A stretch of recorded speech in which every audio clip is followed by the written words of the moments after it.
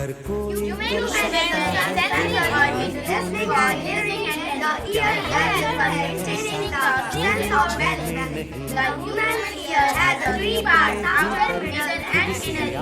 Our ear structure. We are the Pathshala of the Pathshala Nxg school. We are the best. This activity is on ears not the sound. The sound canal. We sound from the news and the sound coming from the. We understood the structure and function of each part of the ear. We also understood how we hear the sound. The sound waves enter the outer ear and travel through a narrow passage. We call the ear canal. We have done the activity. The topic is why it is possible to cool drink with water.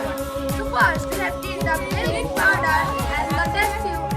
Then we take the test tube. We put some water and milk powder. Then we mix up the water and milk powder. And then we put the honey in the water, oil in water, and then we mix. But we can see that the oil not mixed in water, but the honey is mixed in the water. So it is most people use to make or fit this product in water. Water is a soluble solvent.